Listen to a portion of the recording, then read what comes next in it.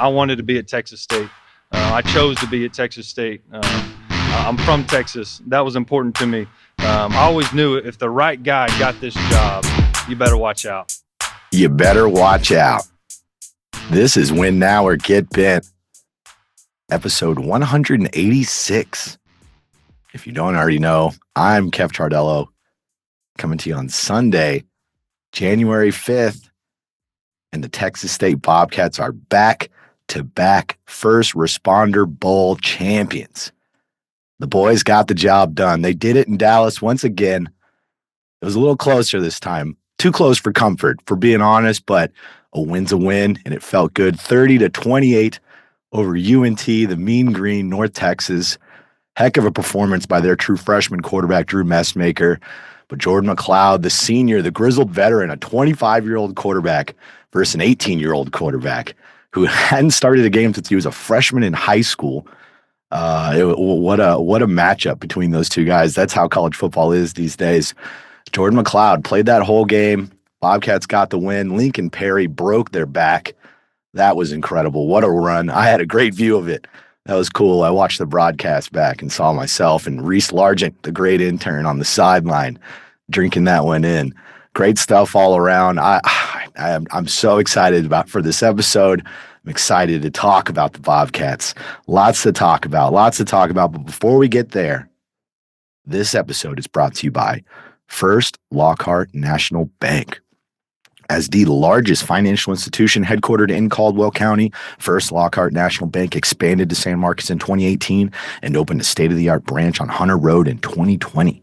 For the past 6 years, FLNB has provided a wide range of financial services that have significantly improved the quality of life for the San Marcos community and beyond.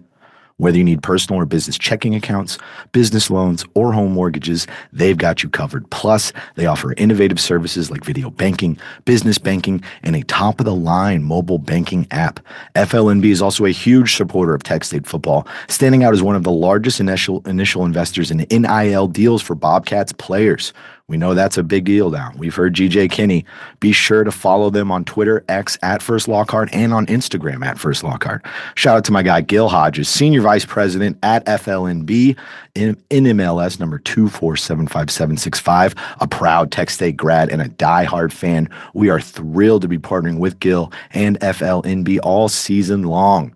You can find them at 2507 Hunter Road. That's 2507 Hunter Road, or give them a call at 512-504-7422. Again, that's 512-504-7422. First Lockhart National Bank, member FDIC, equal housing lender. Terms and conditions may vary. Hey, Bobcat Nation. Looking for your next real estate move? McNabb and Company Real Estate Services has been proudly Bobcat owned and operated for over 15 years. They're your go-to team for buying, selling, investing, and managing properties and everything else in between. Whether you're a fan or an alum, we've got the local expertise and full service support you need. Call them today at 512-667-9129. Again, that's 512-667-9129, or visit them at mcnabbandco.com. That's MCNABB, mcnabbandco.com. McNabb and Company, where Bobcats find their home. Give them a follow on Instagram, Facebook, and X at McNabb & Co. Thank you to Monica Katz, a day one Bobcat supporter. She was partnering with us all season long, all through the bowl game. Got to see her at the bowl game, her and her husband, Seth Katz. Awesome running into them. Check them out. Check out McNabb & Company, mcnabbandco.com, MCNABB, mcnabbandco.com. Big shout out to Monica. Great running into her. I ran into this next sponsor as well. Austin Patchmaster, austin.patchmaster.com. Drywall, sheetrock, plaster repair, cracked walls, cracked ceilings, paint job needed, dings and dents, popcorn ceiling removal. Did you punch a hole in your wall after so many Bobcats entered the transfer portal? No problem, because Austin Patchmaster has you covered. Whether you're moving in, moving out, or just looking to upgrade, austin.patchmaster.com can help you out.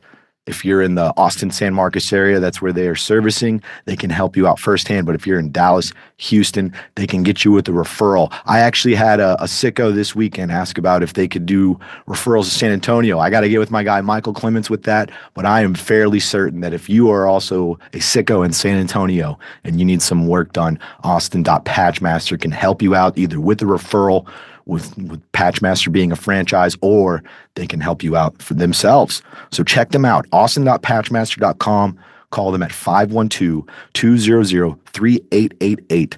Again, that's 512-200-3888. My guy Michael Clements over there, a true Tech State sicko, a Tech State grad, ran into him at Ozona, the pregame party, went in there for just a little bit, hung out with my guy Miguel, my guy Everything Texas State. It's good to see some of y'all out there off the Twitter streets and in real life.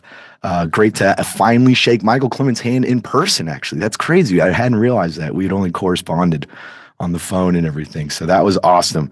Check them out again, austin.patchmaster.com, 512-200-3888.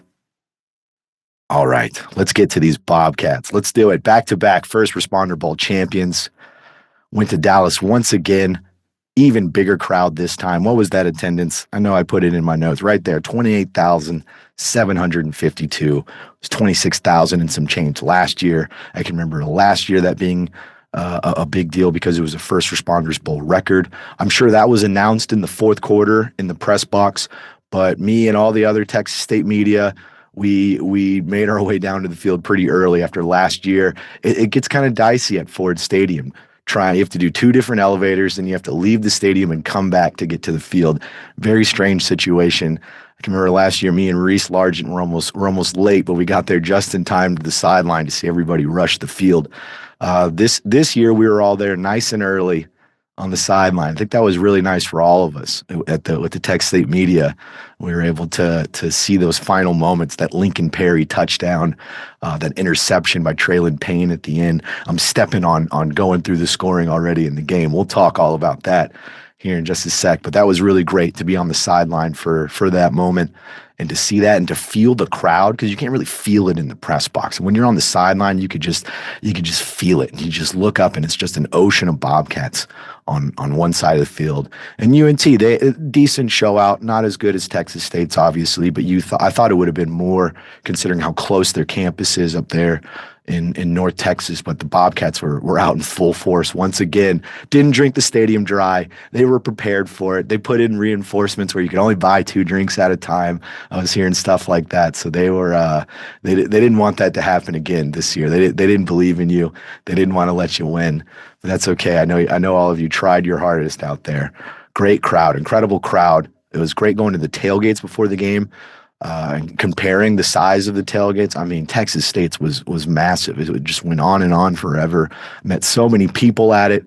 I'll have lots of good shout outs. I'll tell you what, I'll start out doing that real quick. I'll give a shout out to some people real quick. College football campus tours. Saw him once again, Michael Barker. I did a picture with him at the Arizona State game. That's 2 Texas State games for him. At the time of this recording, he has gone to 99 games. By the time this is out, he will probably be at his 100th game, which is incredible. If I know they're going to do a whole deal for him on the broadcast, so I'm gonna tune into that. I even got, here you go, check it out. I got an obstructed view calendar. Had to do it. He had some in his bag. I was like, I'll buy one. Let me get one of those. I'm gonna put it up. One of my favorite characters in all of college football. I am a big fan of college football campus tours, and I'm glad he is a fan of Texas State. Was wearing the right colors, wearing a Texas State shirt. And I've heard his next visit to Texas State is going into San Marcos is going to be a much bigger affair. I'll leave it at that. But that's going to be great. Of course, I ran into Tom Madden. It's a bold tradition now. I run into Tom Madden in the lobby before the game. Run into him in the lobby at the hotel. Then I see him on the field. That happened 2 years in a row. So shout out to Tom Madden. Always great to see him. Great to take a picture with him. Monica and Seth Katz, who I mentioned before. Monica sponsoring the pod with McNabb and co. Seth Katz, we did a live episode at Zelix Ice House, the best little ice house in Texas. We did a show there. That's his establishment, one of many owned by the Katz brothers, big Texas State supporters. Big shout out to Monica and Seth Katz. I saw them before the game. I saw them during the game. I saw them after the game. I just saw them all over Dallas. They were getting it in. Sheridan Simon, my guy Sheridan, man, he sponsored the pod at some point. He during last season. I guess I hadn't met him in person, but I've corresponded with him enough that it felt like I had. Great to meet him in person. Yeah, and I've said it before. Every time I meet you sickos, I'm always so impressed. You guys are like, "Oh, I'm a big fan of you," and then I go, "Well, what do you do?" And my guy Sheridan's like, I was about to have to get called in because I'm on the dive team for the Houston Police Department, where he goes and dives whenever something is. He's scuba diver. And fascinating work. He did a lot of work saving lives during the hurricane. I mean, there's even news stories about it. We were looking it up there in the lobby at the hotel at the social event. So it's great to meet Sheridan. What a great Bobcat. I look forward to seeing him more in the future. Michael Clements, my guy Michael Clements. Ran into Michael Clements as well. Kent and Karen Pope, the Popes, of course. Josh and Sabrina Langhorst, ran into them. Brandon Rule, my guy. Joel Rodriguez, I'm going to hit you up next time I go to Corpus. Derek Stavanoa, man, me and that guy, we got it in pretty good after the game. Everything Texas State, you see him all over Twitter. We got it in pretty good before and after the game. I don't want to dox him and say his real name, but I think his real name's known. My guy, Baseball Nut, his buddy Robert Thief, the Bowman family. Melinda, former basketball player at Texas State in the 80s. She helped Windauer get bent, sneak into the tailgate without a pass. Thank you to Melinda. Hopefully that didn't get you in trouble. Karen Chisholm, Coach Karen Chisholm, of course, volleyball coach, 40 years. She was there. Gloria Campos, a distinguished Texas State alum. She's a media member up in the DFW area. It was real special for me personally growing up in high school. I used to watch her broadcasts all the time. So it was great to finally meet her.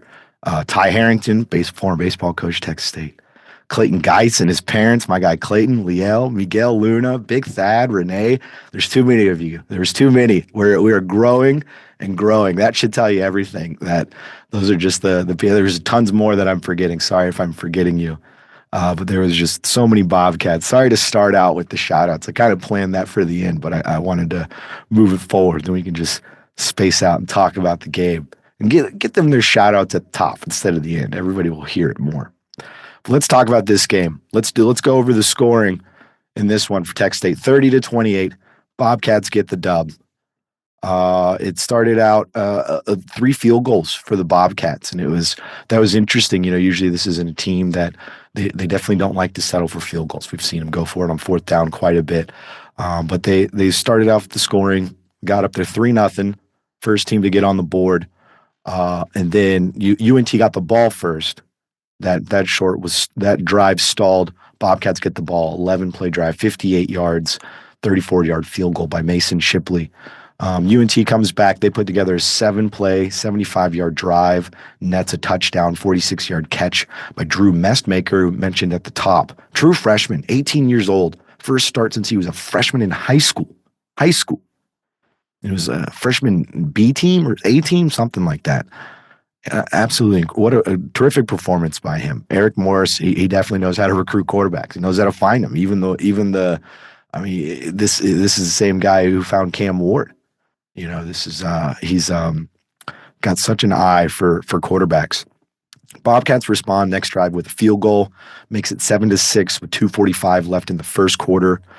Right at the first play of the second quarter, UNT extends the lead 14-6. Another touchdown pass by Messmaker, 16-yarder to Landon Sides. At that point, 14-6. It's like, okay, this is we've seen the Bobcats. This team specifically this year, they need to jump ahead in the fourth quarter. We've seen the first quarter, the opening quarter. They need to jump out 14-0. That's what we've seen them do. That was the formula that seemed to work. And so when you see that right at the beginning of the second quarter, it makes you raise your eyebrow a little bit. Bobcats, they do respond. 9-play, 35-yard drive, a lot of short yardage plays, netted some first downs on those initial ones. We saw a lot of screens. We saw a lot of direct snaps to the running backs, which, we know that Mac left, which he left. So they were kind of doing OC by committee. Landon Copel, the assistant wide receivers coach, he was standing on the sideline right next to GJ Kinney. Looked like they were relaying plays and looks like they were giving him a shot to do that. So it did. It started out a little conservative and it would end with some field goals. And it was 14-9 at that point, 11:02. Bobcats, they get the ball, 10 plays, 78-yard drive, ends on a touchdown. They finally get in that end zone. And you know what? As I'm looking at Jaden Williams' name, I'm realizing I've already skipped a massive part of this on that very first field goal.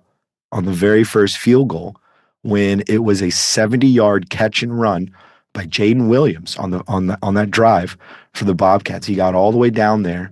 It looked like he got into the end zone. You watch the broadcast, he knocks over the pylon. Thought that should have been a touchdown. They rule him at the 1. Okay, fine. They line it up. They get the ball to Jordan McLeod. He extends out, looks to cross the goal line. Knee isn't down. They don't call it a touchdown. They call him down at the 1. And then Deion Hankins had a run that was, it looked like he could have pushed it in there, which, I mean, he's a big guy. You'd think that 1 yard would have been really easy for him. So there was 3 times where they should have scored. Then there was a false start, backed them up, and that led to a field goal. I know that one stung, but yeah, I completely glossed over that on the first drive. I apologize at the very top, because that was a big moment. That was a big moment in the game. And it definitely would have been big if the Bobcats lost, but that should have been a touchdown there. But going back to that drive, Jaden Williams, he gets some redemption. 3:27 left in the second quarter. He gets his redemption, 24-yard touchdown catch, caps a 10-play, 78-yard drive that took 4 minutes and 33 seconds off the clock. I really liked that drive.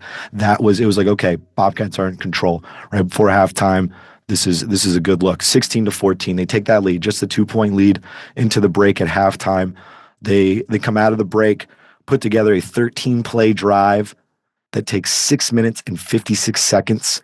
Absolutely just great. Just controlled the clock. Ended it on a Lincoln Perry touchdown.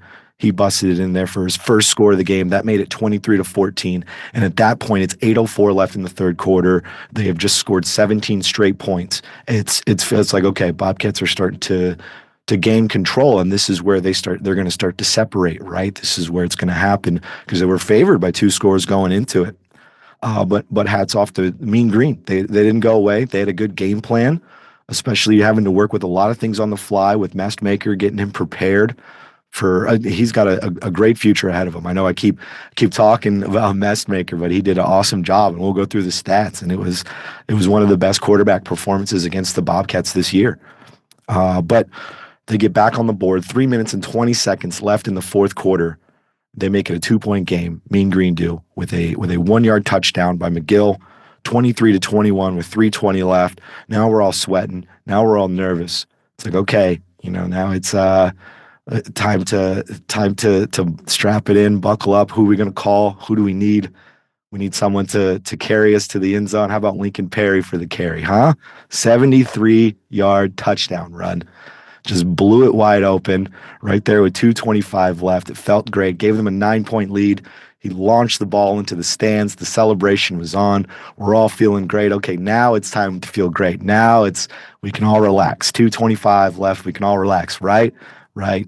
No, not so fast. 3-play drive because Drew Messmaker, he took it himself. 70-yard touchdown run. Didn't want to be outdone by Lincoln Perry, so the 18-year-old true freshman quarterback peeled off a long touchdown. We've talked about it plenty. These rushing quarterbacks have really bit the Bobcats this season, and it got them on that play for sure. That made it 30-28 with 1:49 left. And the Bobcats, they get the ball. And they give it back to the Mean Green. In fact, here, let me pull up some fourth quarter because I'm going through scoring, but I didn't even pull up that last drive. And shout out Khalil Alexander, got a strip sack. They exchanged strip sacks at the beginning of that fourth quarter. Khalil Alexander really stepping up for the Bobcats. They were very, very thin at defensive end, but he stepped up big there. I was just seeing that.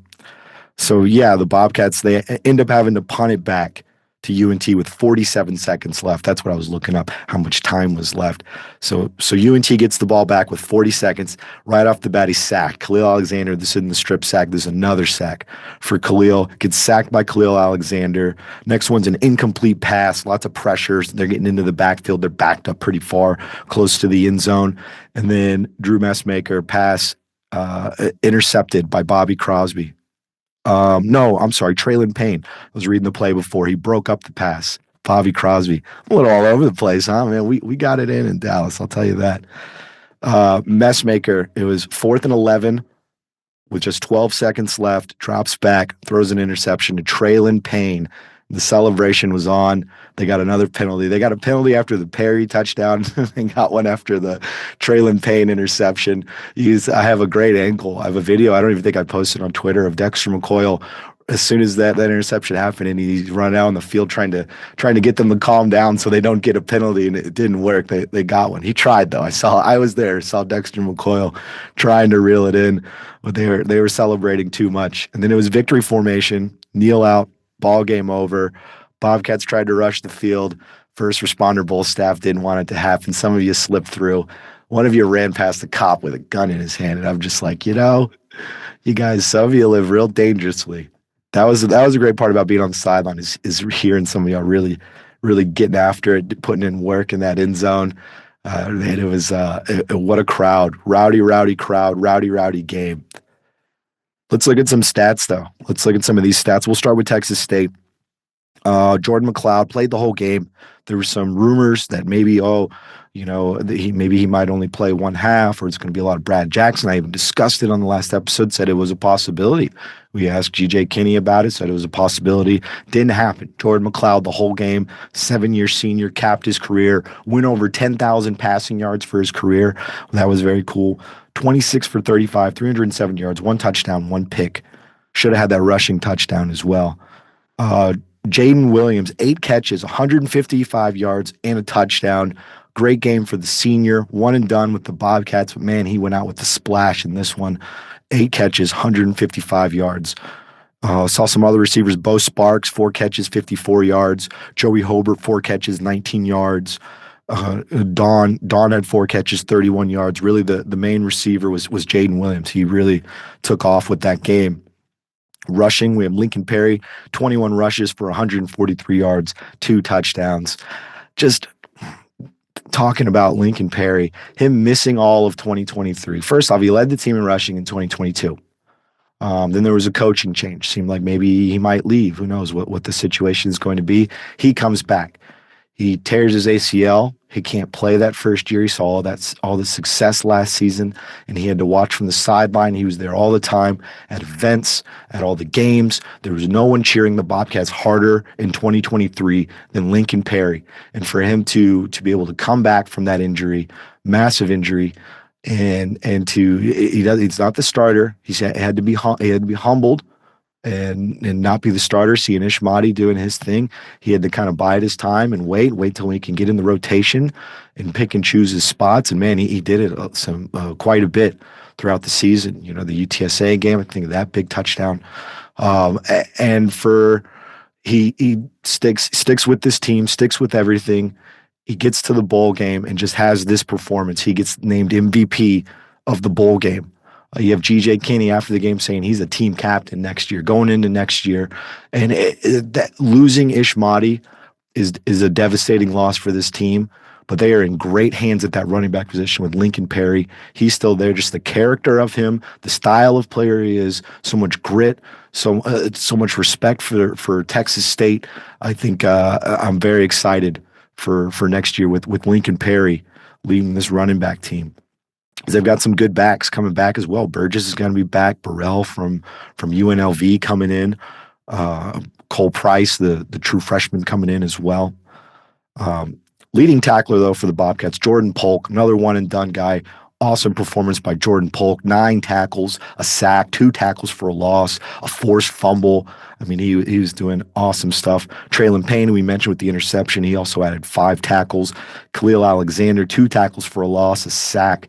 4 total tackles for him.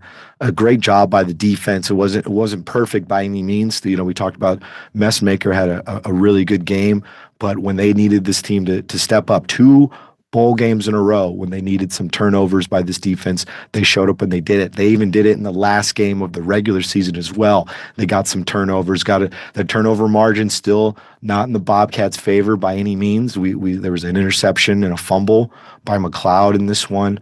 And so it's still that turnover margin still isn't great for this team, but they got it when it mattered. And that's the part that truly was the difference here. Real quick on some mean green stats.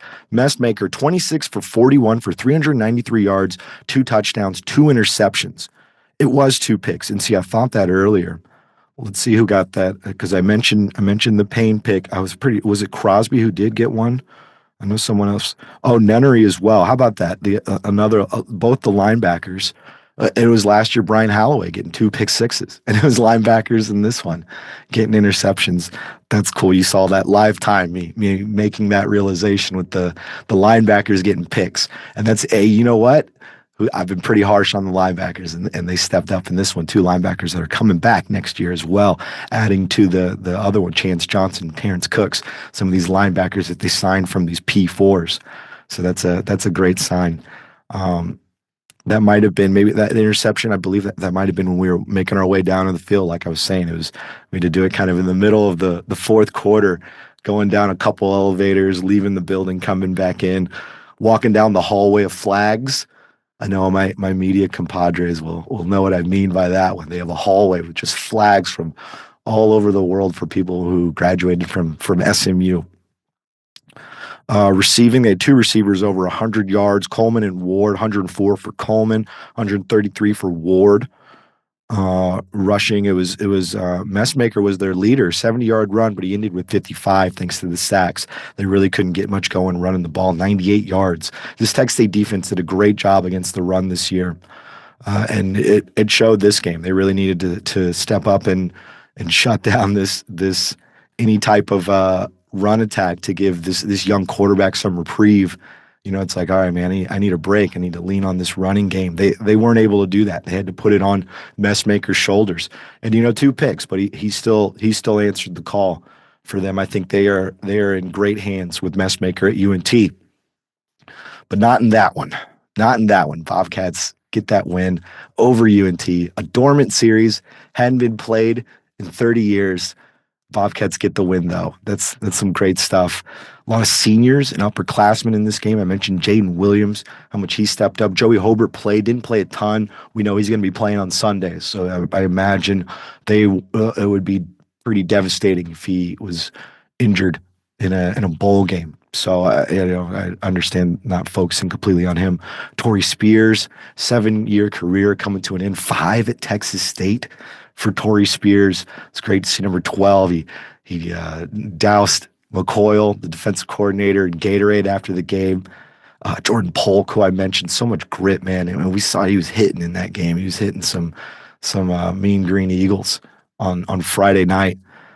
Chris Mills had some great pass breakups. He's 4 years, I believe, at Texas State. Another 7-year senior, his career wrapping up. Bryce Bass is a nice one and done for the Bobcats, but man, did they really need him at defensive end in this game.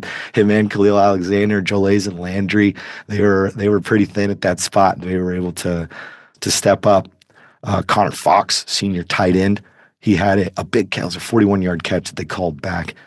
Man, I was excited for that one. Jordan McLeod, of course, the senior, one and done with the Bobcats. 7-year career, was at South Florida, Arizona, James Madison, and then caps it with Texas State. Terrific career for Jordan McLeod. He could be a guy playing on Sundays next year as well. The local hero, Cannon Webb, he didn't get in the game, but he was getting hype pregame. That's for sure. He was getting me fired up. Went to San Marcos High School. I'm a big Cannon Webb fan. He's a terrific player. I'll miss seeing number 27 out there running around. Nash Jones didn't play, starting left guard, left tackle last year, left guard this year. He didn't play in the game. He's also a player who's probably going to be playing on Sundays. He's going to participate in the East-West Shrine Bowl in Arlington at the end of this month, January 31st. So he's got a lot on the line. I imagine that may have played into it. Maybe there's an injury we don't know about. Who knows? But he was there. He was leading the warm ups and everything. He was still very much involved. It's great to see Nash Jones. Cole Wilson, he's transferring out, going to Baylor. I also ran into him at the tailgate. Should have included him in the shoutouts. That was great. He's still cheering on the Bobcats, leaving for Baylor. Still loves Texas State, though. Still supporting this team. So it was awesome to see. Awesome for the Bobcats. Finish the season with a win. We waited 10 years for a bowl game. Now we have 2 in a row. It's this program is up and going up and up. We see the growth. You see it at these games, these bowl games. When people say bowl games don't matter, they matter to the Bobcats. That's for sure. And it's not a sleeping giant. Last year we said the sleeping giant. It's awake. It's been awake. It's not perfect. It's not always dominant. But man, is it fun? Is it exciting? And it's been galvanized here. School president, Dr. Kelly Dampitz, has completely galvanized this place. Don Coryell has made sure we have all the resources in San Marcos for a winning football team. And GJ Kinney's doing his job, coaching them up on the field, recruiting, getting these transfers. They've done it right. GJ Kinney, you hear him after that game, you see that press conference where he says, Jim Wacker's got a field. I'm trying to get a field, trying to get a statue. He wants to be here a while. He wants to leave his mark on this place. That was such a great quote. I've considered changing the opening quote from the beginning. You better watch out. But I don't know. I'm pretty partial to that one. I don't want to fully change it, but I loved that one. I love that one from G.J. Kinney. He was in rare form in that press conference. You could tell he was feeling great after that win, and so much momentum going into the offseason. You beat an opponent like UNT that you're just fighting over recruits for constantly. Now you have that bargaining chip on the recruiting trail where you're just like, oh yeah, Mean Green offered you. That's the team we beat him in a bowl game. Just last year we beat him. So it's going to be great in that aspect of it. It's great for the morale of this team to end the season with 2 wins. Again, they did that last season, capped the regular season with a win, ended the postseason with a win. Happened again this year. It's just a good feeling going into the off season. The whole JDL thing, it took a lot of wind out of it last year. So hopefully nothing like that. Let's not have any fiascos like that. I don't think we will. But you never know. College football, it's crazy. It's the Wild West these days. But I know we have another signing day coming up in February, although this class with 36, 35, 36, it seems like they're filling up pretty fast as far as recruiting. They lose 39 between seniors and transfer outs. They're able to get back a good chunk of that. So, hopefully it's really just setting up and waiting for spring ball and focusing on basketball and baseball and softball, some of these other sports coming up. Definitely gonna need to catch up on basketball. That's what we're gonna do. This one, it's a bowl game episode, it's a celebration episode. So we're gonna ham it up and talk about football in this one. But the next episode, we're gonna have one coming up later this week, basketball. I have been saying for too long, basically all basketball season, we're gonna dive into hoops and really go after it. There's just been a lot to focus on with football, with the transfer portal and how things have just changed in the landscape of college ball, where it is the coverage, the recruiting, the everything. It's 24/7 literally now all the time. And we were seeing stuff happen on Christmas, It's just how it's gonna go these days. We're gonna do a nice catch up on some of these other sports coming up. But we'll keep this a good, nice, short episode. We did all those shout outs. Shout out again to everybody I ran into. Sorry if I didn't shout you out. Shoot me a message and I'll give you a plug on the next one. Harris, I ran into Harris. Remember that as well. There's one last one there. But this episode was brought to you by TGC LLC, the Galindo Collective.com. That's GALINDO GalindoCollective.com, a team of professional consultants dedicated to helping others realize their business potential through people, planning, and practice. Their services cover a wide range of areas such as business strategy, marketing, human resources, and financial planning.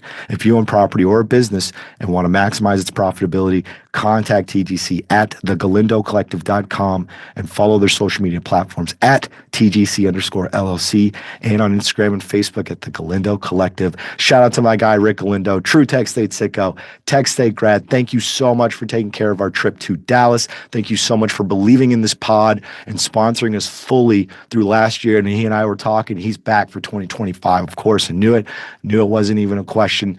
I cannot thank Rick Galindo enough. He's doing big things in his world, and I'm glad to be a part of it. I'm glad he's a part of the pod. So check them out again, GalindoCollective.com. That's GALINDO, GalindoCollective.com. Check out our Patreon page, patreon.com/WinNowOrGetBent. Our great intern, Reese Largent, he's getting the recaps up there, getting it going. He was up there in Dallas. No, he was having a good time. He was taking I had him taking a lot of pictures of me. Sorry about that, Reese. I'm gonna take pictures of you next time, I promise. WNOGB.com. Check out our merch site. I got the shirt right here, Mad Cat, wearing it proudly today, proud Bobcat today. Check out our YouTube channel, Win Now or Get Bent on YouTube, youtube.com/WinNowOrGetBent. On Twitter, @WinNowOrGetBent. Instagram, @WNOGB. Like, subscribe, comment, all that good stuff. All you audio heads on Apple, Spotify, make sure you get in there. Let them know you're listening to us. Let them know you like the pod. It's same for YouTube. If you're on there, make sure you're subscribed, getting those subscribers up. Make an account for your friend. Do whatever you got to do. Sign up. Do you know a mean green eagle in your life? Go ahead and sign them up so that it pops up in their email when we drop an episode, so they can see this one. We're pretty respectful. Messmaker, good game. Thank you to TGC once again. Thank you to First Lockhart National Bank. Thank you to McNabb & Co. Thank you to Austin Patchmaster, the Wizard, Zachary Webb. He's got an awesome cinematic recap coming up. Hunter Schuler, shout out Hunter Schuler. He did some drone work for us. We're going to have some drone shots for this game. I saw some of them previewed, so watch out for that cinematic recap. It is coming. Shout out to Andrew as well with the Tech State Creative team. He was helping us on our side shooting. We were able to get him credentialed for the game and everything.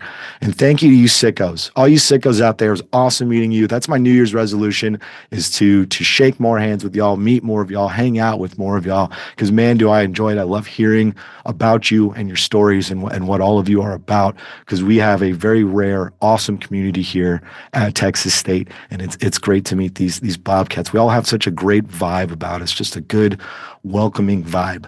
I love being a part of the Bobcat community. This is it's truly an honor, I'm humbled every time y'all thank me and everything, and I should be thanking you. I should be thanking you. This is a dream, getting to do this, talking sports for a living, specifically Bobcats, my alma mater that I'm very proud of, getting to document all of that. I'm a very proud Bobcat. But all right, everybody, thanks for tuning in. Thanks for your support. Big things in 2025. Let's get it. Win now or get bent.